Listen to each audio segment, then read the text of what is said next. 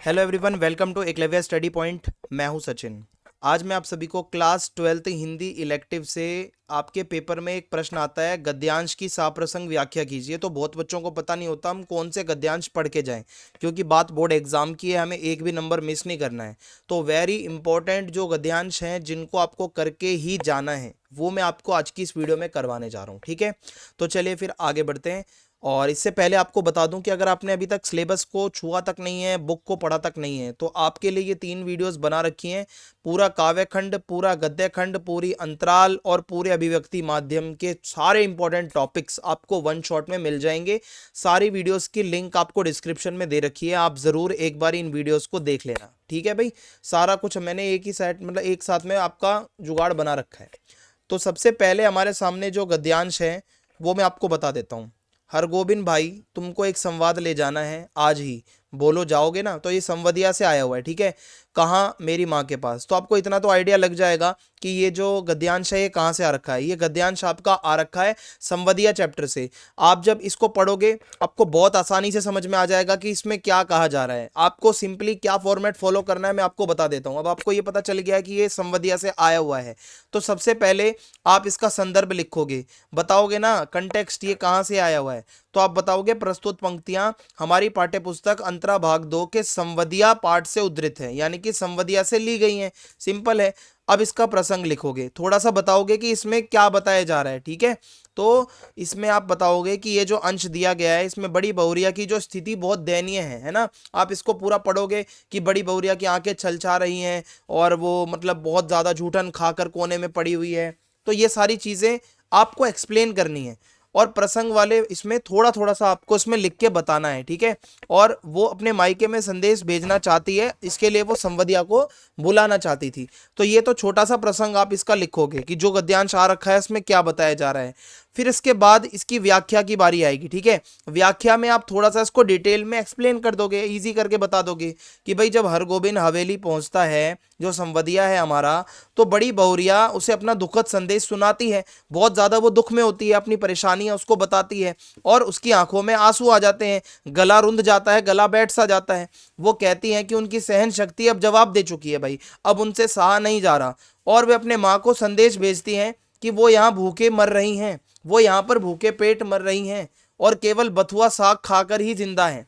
ठीक है, और आगे वो कहती है कि अपने मायके में अगर वो जाती है तो अपने भाइयों की नौकरानी भी बनकर रह लेगी, बच्चों का जूठन खाकर एक कोने में पड़ी रहेगी, लेकिन इस हवेली में उनको बहुत कष्ट हो रहा है और इस हवेली में अब वो नहीं रह सकती हैं। ठीक है, और उनका ये कथन कि यदि माँ मुझे यहाँ से नहीं ले जाएंगी तो मैं किसी दिन गले में घड़ा बांधकर पोखरे में डूब मरूंगी।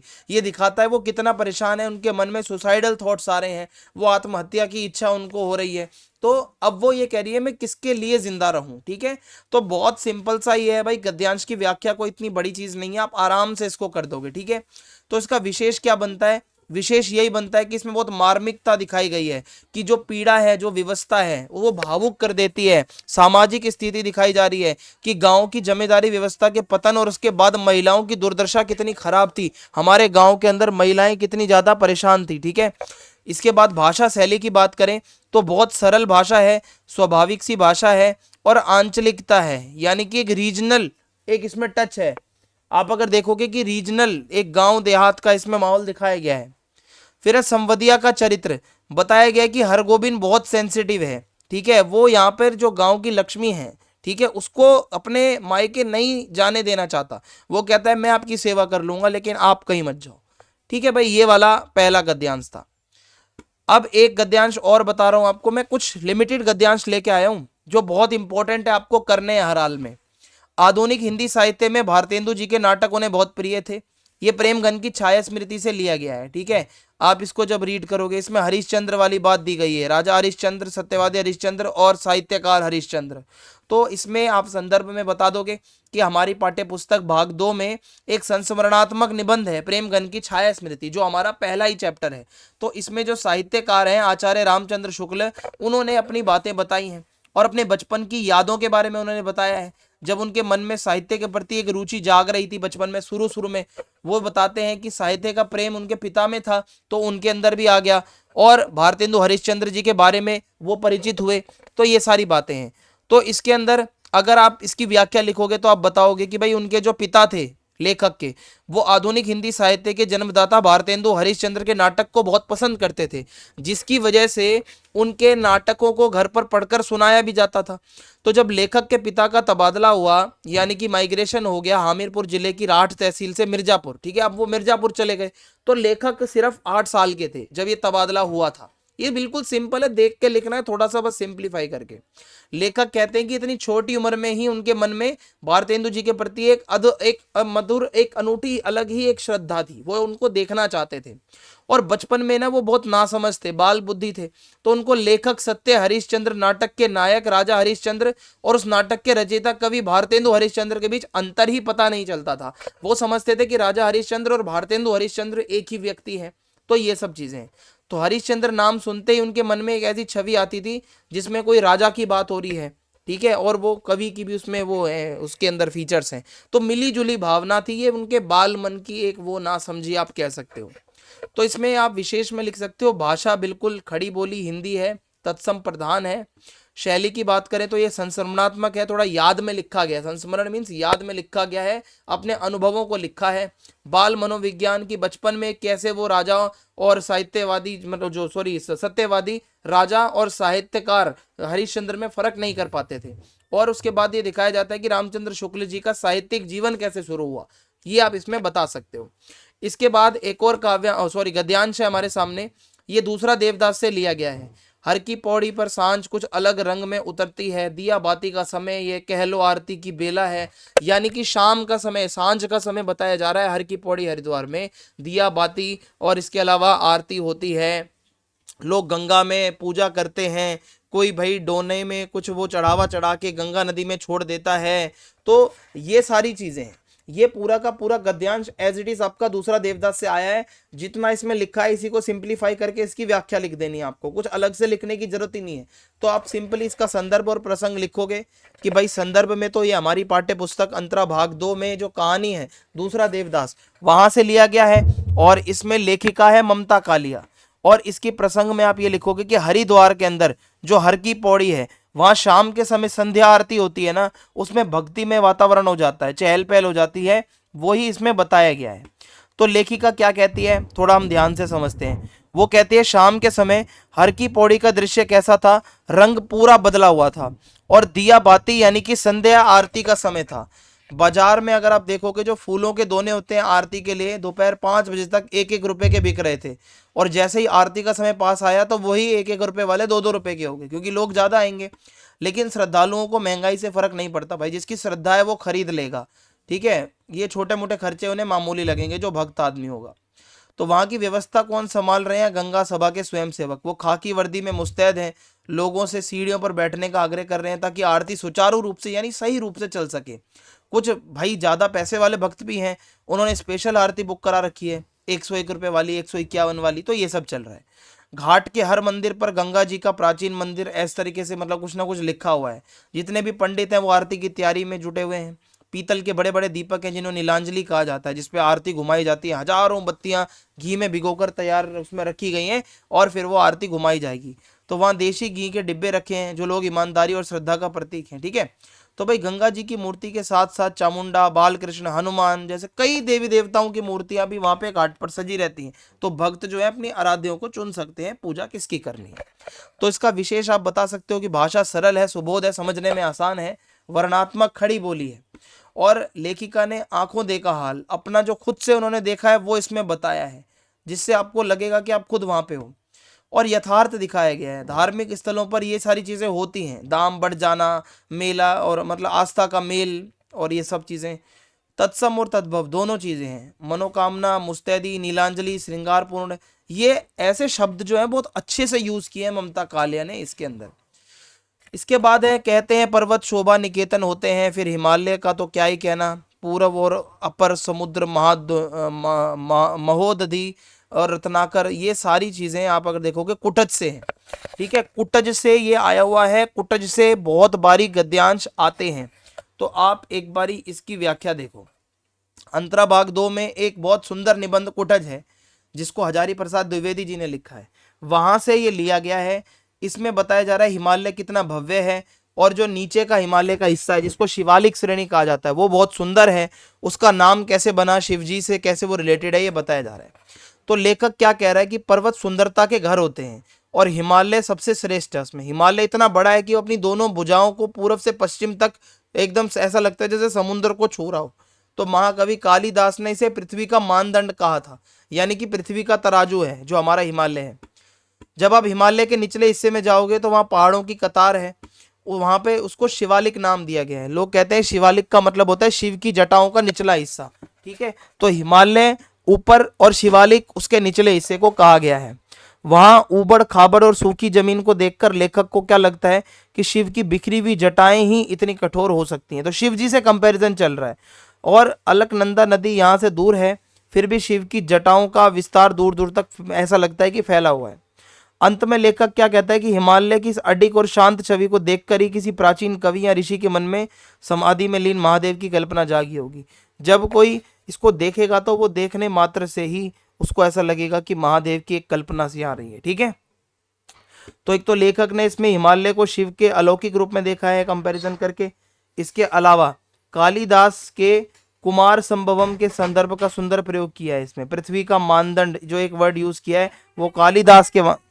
इसके अलावा अगर भाषा की बात करें तो इसमें तत्सम प्रधान खड़ी बोली यूज की है, बहुत ही गंभीर और प्रभावशाली भाषा है।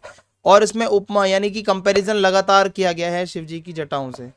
अब यहाँ पे हमारे सामने एक और गद्यांश है और ये गद्यांश भी आपका जो है कुटज से ही लिया गया है। कुटज से अधिकतर गद्यांश आपके आते हैं पेपर में। जैसे मन नहीं मानता नाम इसलिए बड़ा नहीं है कि वो नाम है, वो इसलिए बड़ा होता है क्योंकि उसे सामाजिक स्वीकृति मिलती है। तो नाम वाला जो इसमें कंटेक्स्ट आता है वो वाला गद्यांश अगर आपका आता है तो आप क्या लिखोगे, संदर्भ और प्रसंग। संदर्भ तो देखो सेम रहेगा, प्रसंग पे आप लिखोगे कि कुटज के पौधे का नाम कैसे रखा गया, और वो बता रहे हैं कि नाम कैसे बड़ा होता है, यानी कि एक पहचान है या सम्मान है। नाम का मतलब क्या होता है ये इसमें बताया गया है, लेखक ने बताया। तो लेखक कहते हैं कि उनका मन ये मानने को तैयार नहीं है कि नाम कोई मामूली चीज़ है, यानी कि नाम ऐसा नहीं है किसी का कुछ भी रख दिया। तो कोई भी नाम इसलिए महत्वपूर्ण नहीं बन जाता कि वो बस एक शब्द है, लेकिन समाज जब उस नाम को स्वीकार करता है तब उसकी वैल्यू बढ़ जाती है। मान लो कि अगर कोई सचिन तेंदुलकर है तो वो सचिन नाम का मीनिंग कब ज़्यादा बड़ा है समाज में, जब उस नाम से कोई फेमस व्यक्ति है। तो केवल नाम से कुछ नहीं होता। तो लेखक एक गहरी बात कहते हैं कि रूप व्यक्ति सत्य है, नाम समाज सत्य है। यानी कि किसी का रूप रंग वो उसकी खुद की पहचान है, लेकिन उसका नाम वो सच्चाई है जो समाज ने उसे दिया है। तो समाज जिस पहचान पर अपनी मोहर लगा देता है वही आपका नाम है। तो आज के पढ़े लिखे लोग इसी सामाजिक स्वीकृति को सोशल सैंक्शन वर्ड के नाम से भी बुलाते हैं, ठीक है। तो लेखक कहते हैं कि जो पौधा है कुटज, उसका नाम ढूंढना चाहते हैं जिसे समाज ने अपनाया हो, यानी कि है क्या उसका नाम जिसे इतिहास ने सही माना हो और जो हजारों सालों से मनुष्य की यादों और परंपराओं में समाया हुआ हो। वो सिर्फ एक शब्द नहीं है, वो समाज की एक पहचान है, वो लेखक जानना चाहते हैं, ठीक है भाई, ये है इसमें। तो लेखक ने नाम और रूप के बीच का डिफरेंस बताया है। भाषा है इसमें थोड़ी संस्कृत ज़्यादा है, थोड़ी गंभीर भाषा है, बीच बीच में अंग्रेजी शब्द भी यूज़ हुए हैं जैसे सोशल सेक्शन। और यहाँ पे थोड़ा मानवतावादी दृष्टिकोण लेखक ने रखा है, जहाँ पर वो व्यक्ति से ज़्यादा समाज को ज़्यादा मतलब कह सकते हो आप तवज्जो दे रहे हैं। तो ये इसके अंदर आप बताओगे, इतना ही है, ठीक है। अब इसके बाद एक और हमारा यहाँ पे एक दूसरा देवदास से ही गद्यांश आया हुआ है। मैं आपको बता रहा हूँ कुटज दूसरा देवदास, यहाँ से भर भर के, और एक प्रेमगन की छाया स्मृति, यहाँ से भर भर के गद्यांश आते हैं। इन चैप्टर्स को आप अच्छे से करके जाना।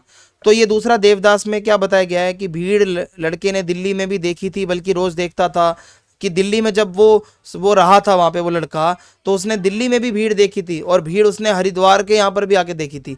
लेकिन इसमें थोड़ा सा आप इसको एक्सप्लेन करके बताओगे कि ये इसमें क्या बात कही जा रही है। तो इसमें कहानी का जो मेन पात्र कैरेक्टर है संभव, जो लड़का है, वो हरिद्वार के हर की पौड़ी पर जब देखता है इतनी भीड़ है, तो उसमें वो कहता है कि ऐसी भीड़, ये भक्तों की भीड़ तो उसने नहीं देखी थी, पर भीड़ दिल्ली में भी उसने देख रखी थी।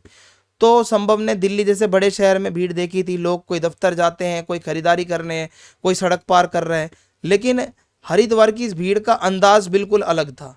वहां पर एकजुटता, एक जैसी भीड़ थी, सारे लोग पूजा कर रहे थे। इस भीड़ में ना कोई ऊंच नीच थी, ना कोई जाति का भेदभाव, सबका एक ही उद्देश्य था, सबका कल्याण, और सभी पूजा करने आए हुए थे। शहर की भीड़ में लोग एक दूसरे से आगे निकलने की दौड़ में रहते हैं, लेकिन इधर कोई होड़ नहीं होता, कोई धक्का मुक्की नहीं होती है। यहाँ गंगा में स्नान करने लोग आते हैं, मनोरंजन करते हैं, डुबकी, मतलब आप अगर देखोगे केवल मनोरंजन नहीं है, लोग आ रहे हैं, रिलीजियस भी उनकी भावनाएं जुड़ी हुई हैं, पूजा पाठ भी कर रहे हैं, साथ में डुबकी लगा रहे हैं, गहरी आस्था भी है उनकी, ठीक है। तो लेखिका एक व्यक्ति का उदाहरण देती है जो जल धारा के बीच सूरज की ओर हाथ जोड़कर खड़ा है, गंगा नदी के अंदर खड़ा है हाथ जोड़कर, और उसके चेहरे पर बिल्कुल शांति है, विनम्रता है, ऐसा लग रहा है कि उसका सारा उसने घमंड अहंकार त्याग दिया हो। यानी कि जो गंगा नदी में स्नान करता है वो सारा उसका मोह माया, उसका अहंकार वगैरह सब छूट जाता है पीछे। तो इसमें लेखिका ने शहर की जो भीड़ है वो स्वार्थी और भक्तों की भीड़ के बीच कंपैरिजन किया है।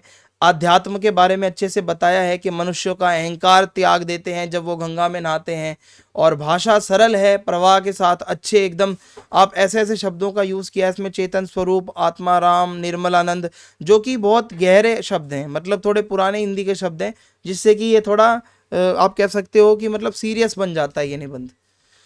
अब प्रेमगन की ही छाया स्मृति से एक और यहाँ पे गद्यांश आ रखा है, ठीक है, चौधरी साहब के बारे में, कि वो उनकी जो पर्सनैलिटी है वो कैसी थी। ये जरूर आ सकता है आपके पेपर में, आप इसको याद कर लेना भाई बहुत अच्छे से, चौधरी साहब वाला आ सकता है। तो इसमें आप बताओगे अंतरा भाग 2 के अंदर एक आपका चैप्टर है प्रेमगन की छाया स्मृति। तो इसमें जो प्रसिद्ध साहित्यकार हैं बद्री नारायण चौधरी प्रेमगन, उनके पर्सनैलिटी के बारे में, वो कैसे रहते थे, उनका अंदाज क्या था, वो इसमें बताया गया है। तो लेखक कहते हैं कि समय के साथ साथ वो प्रेमगन जी के साथ भी उनका इंट्रोडक्शन हो गया था, और लेखक उनके पास केवल एक प्रशंसक के रूप में नहीं बल्कि एक लेखक की हैसियत से मिलने जाते थे। और लेखक और उनके मित्र मंडली चौधरी साहब को एक पुरानी चीज यानी कि एक धरोहर, जो हमारे देश के लिए उन्होंने कुछ योगदान दिया है, ऐसे उनको देखा करते थे। यानी कि जब हम जिस तरह हम किसी पुरानी और कीमती वस्तु को संभाल कर देखते हैं ना, वैसे ही चौधरी साहब के पुराने और रईसी अंदाज को लोग देखते थे बहुत अच्छे से। लोग वहां पे जब जाते हैं तो लेखक भी जाते हैं, वो बताते हैं कि देखो वो एकदम हिंदुस्तानी रईस थे, बहुत पैसे वाले थे, उनके घर वसंत पंचमी और होली जैसे त्यौहार पर बहुत धूमधाम रहती थी, नाच गाना चलता था, उत्सव का माहौल रहता था। उनकी हर बात और काम करने के तरीके में एक शाही ठाट बाट सी लगती थी, मतलब रियासत टपकती थी, तबीयतदारी, वो बहुत शौकीन मिजाज के थे, ऐसा उसमें बताया गया है। उनका हुलिया निराला था, बाल कंधों तक लटके रहते थे, वो टहलते थे तो एक छोटा लड़का उनके आगे पीछे पान की थाली लेकर चलता था, ठीक है, जिसमें वो थूकते थे। तो ये पुराने जमाने का एक जीवन जीने का तरीका है जो लोग जीते थे। तो इसमें चित्रात्मक शैली है, पढ़कर ही आपके दिमाग में एक व्यक्तित्व का चित्र बनेगा। भाषा खड़ी बोली है, शुद्ध है, इसमें कभी कभी ऐसे शब्द भी आए हैं जैसे पुरातत्व, रियासत, तबीयतदारी, ठीक है, बहुत प्रभावशाली शब्द आए हैं। और स्वभाव के बारे में इसमें बताया गया है कि वो उनका स्वभाव कैसा था। अब इसके बाद अगला एक और गद्यांश है, इन्हीं गाँव में एक का नाम है अमजर, आम के पेड़ों से घिरा गाँव। अब ये अमजर वाला जो है ना, ये जहाँ कोई वापसी नहीं चैप्टर से ये वाला गद्यांश आ रखा है। तो इसमें आप पहले बता दोगे कि ये एक यात्रा वृत्तांत है, और इसमें निर्मल वर्मा ने इसको लिखा है। और इसमें जब औद्योगिक विकास होता है, जैसे अमरोली का प्रोजेक्ट था, जब हम फैक्ट्रियां लगाते हैं तो गांव वालों के घर उजड़ जाते हैं, वो इसमें बताया जा रहा है, पेड़ पौधे भी दुखी होकर दम तोड़ने लगते हैं। तो लेखक बताते हैं सिंगरौली का एक गाँव है अमझर। तो अमझर का मतलब होता है ऐसा स्थान जहाँ पर आम गिरते हैं या आम झड़ते हैं।